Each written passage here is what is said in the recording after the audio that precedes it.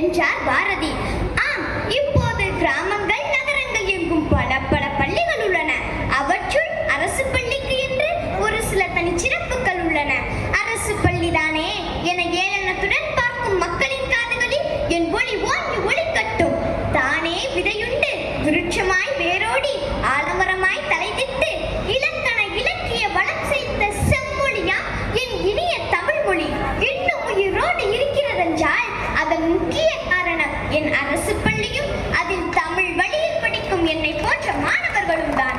ஆம், அரசு பள்ளி இல்லையெனில் தமிழ் மொழி இந்நேரம் தலைமறைந்து போயிருக்கும். நான் அம்மாவின் செல்ல பிள்ளை, நான் அம்மம்மாவின் செல்ல பிள்ளை என கொஞ்சி பேசும் மழலைகளுள் சமூகத்திற்கே செல்ல பிள்ளைகளாக பிரசவித்த எம் மாற்றுத்திறனாளிகள் படிப்பதற்காகவும் பாதுகாப்பிற்காகவும் அதிகம் தஞ்சம் புகுவது எம் அரசு பள்ளியில் மட்டுமே. ஈன்ற பொழுதில் பெரிதுவக்கும் தன் மகனை சான்றோன் என கேட்டார் என்கிறார் நம் ஐயன். என் அரசு பள்ளி குழந்தைகள் பலர் அம்மாக்களை இறப்பாலோ பிரச்சனைகளாலோ இழந்து பாட்டிகளின் அரவணைப்பாலும் பள்ளி சத்துணவாலும் வளர்க்கின்றனர். தந்தை மகன் காற்றும் நன்றி அவையத்து முந்தி இருப்பச் செயல். ஆனால் என் அரசு பள்ளியில் படிக்கும் பலரது அப்பாக்கள் மதுபான கடைகளில் முந்தி இருக்கும் ஆன்மாக்களாகவே உள்ளனர். இப்படி உள்ள அப்பாக்கள் எப்படி தன் மகனை கற்றோர்கள்? சமூக வலைதளங்களை தட்டி பாருங்கள். எங்களது திறமைகள் உங்களை அசர வைக்கும், ஆட வைக்கும்.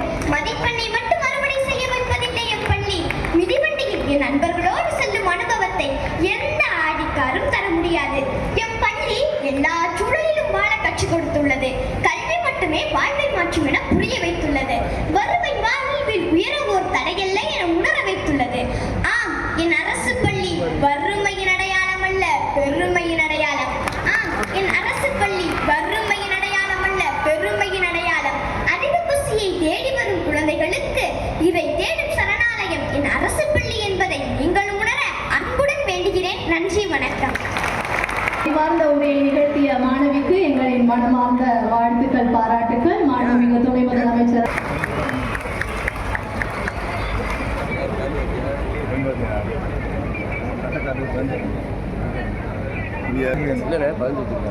தொடர்ந்து அழகப்பா மாதிரி மேல்நிலை பள்ளி சார்பாக தலைமை ஆசிரியர் அவர்கள், ஓவிய ஆசிரியர் மற்றும் உடற்கல்வி ஆசிரியர், மிக பிற்படுத்தப்பட்டோர் மற்றும் சிறுபான்மையினர் நலத்துறை ஆகியவைகளின் சார்பில் பள்ளி மாணவ மாணவியர்களுக்கு மிதிவண்டிகள் வழங்கும் திட்டத்தினையும் குழந்தைகள் தின விழாவினையும் துவக்கி வைத்து சிறந்த பள்ளிகளுக்கான விருதுகளை வழங்க வருகை தந்து சிறப்பித்து விழா பேருரையாற்றிய பெருமதிப்பிற்கும் மரியாதைக்கும் உரிய மாண்புமிகு தமிழ்நாடு துணை முதலமைச்சர் அவர்களுக்கு மாவட்ட நிர்வாகத்தின் சார்பாகவும் சிவகங்கை மாவட்ட மக்களின் சார்பாகவும் பணிவான நன்றியை தெரிவித்துக் கொள்கிறேன். நன்றி.